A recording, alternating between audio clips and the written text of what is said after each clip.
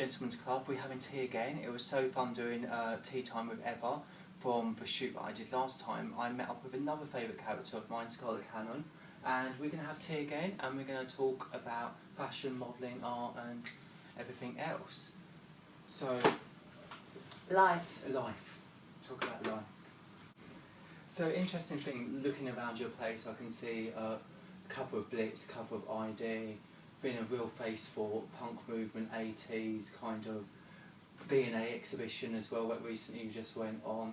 Rediscovered images from 1985, which was used as the main, they call it the key identity for the V&A Club to Catwalk exhibition 2014, wasn't it? Yeah, it was 2014. No, July of 2013 until February of 2014, yeah. So it was exciting, very exciting to see 22-year-old me all over London. It's really the subculture of the 1980s, which is what we were doing, has been rediscovered. And I think it's really made me appreciate how relevant all of those images still are. People look at them and they could have been done last week, but actually they were done 30 odd years ago. I think it's amazing, you know. Ian Webb did a very good exhibition, the Blitz Magazine exhibition at Paul Smith, in the flagship store in the basement. Was fabulous, and that's what we did what we made the headscarf for. And it was incredible because, again, just the way that he put it together and all of the pictures he put on the wall, and they were as relevant now as they were then. It was really exciting. I did read about that actually, and what he did, he used an image of you, didn't he, that you was famously shot with on the Blitz magazine when it turned into a scarf. That's it, it's this and one. That's it, one over yeah. there. So, yeah. So he took this image and made it into that headscarf.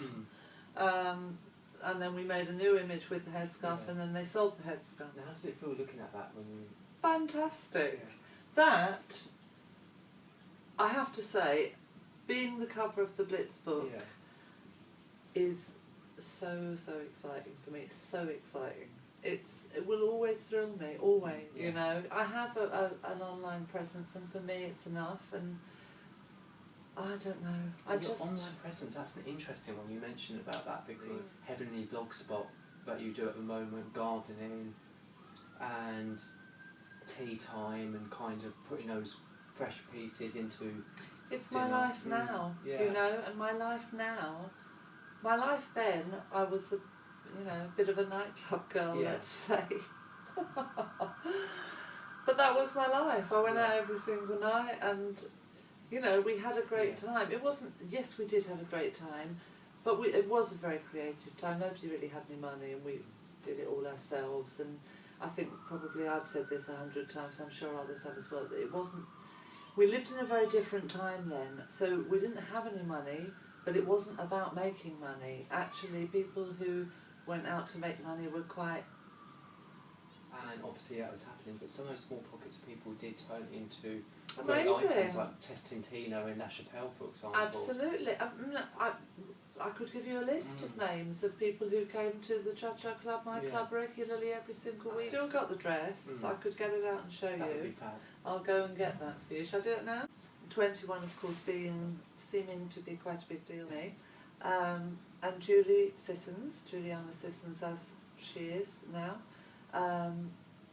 Again, a friend of mine, somebody I was hanging out with a lot and having great times.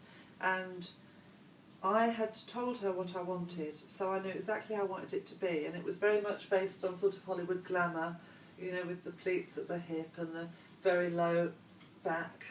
And all of that, and full length. And I also had this thing about dresses that you couldn't walk in.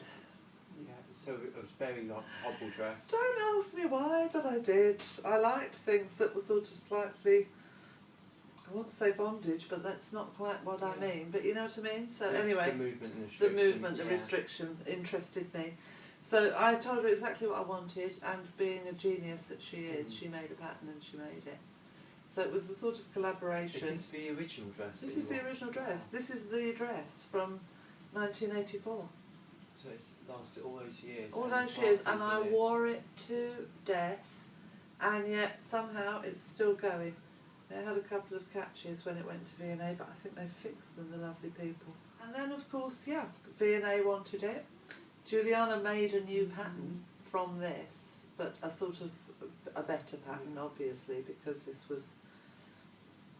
She has the experience of years now behind her. And put it up on their website, which it was available for download for the duration of the museum. As far as I know, it is still up there. It may even still be there, I'm not sure.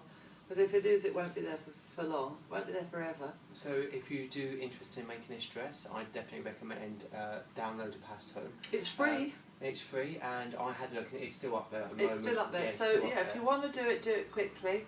But that was really an important thing for me as part of that exhibition. Yes, it's great to be the key identity and all of that, and I had a lot of presence in that exhibition, but the real joy was knowing that young people, young new designers, all sorts of people, I'm not ageist, all sorts of people downloaded it and made it. Actually, a lovely lady, Ruth, who runs a sewing blog, made it and sent me photographs which are on my blog, so if anybody wants to have a look at that. And she put a zip in it and everything, really fabulous. I might go and hang it up. I didn't have an agent. I was reasonably busy, but I didn't have an agent, and nobody would touch me, even the so-called weirdo agencies. Nobody would touch me.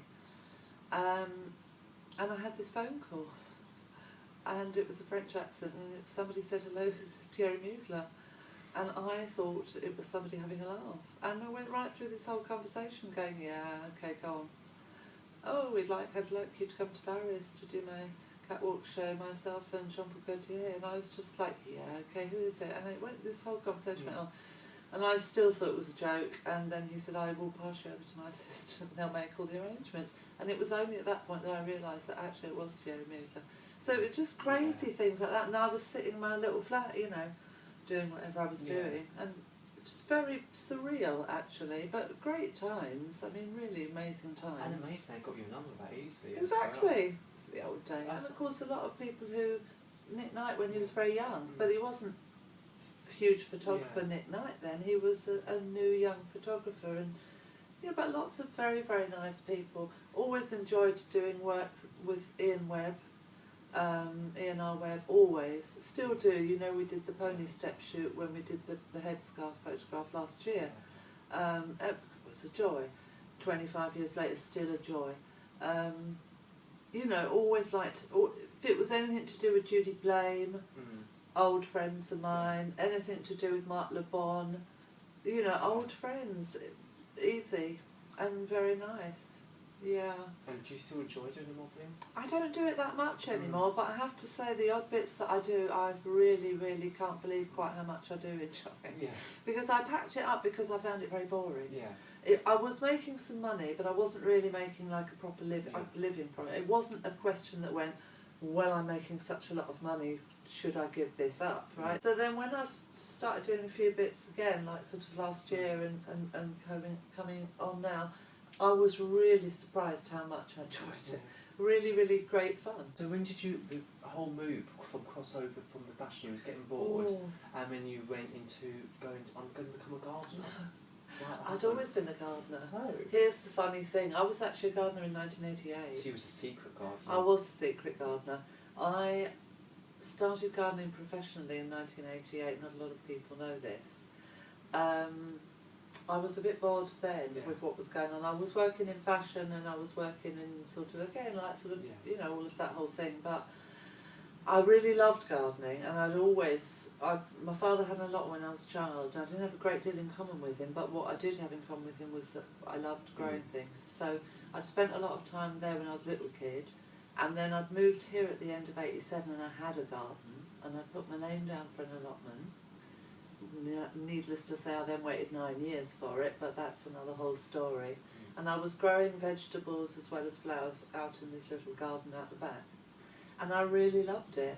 And I was talking to a friend of mine, Donald Urquhart, who's an artist. He's quite a well-known artist now.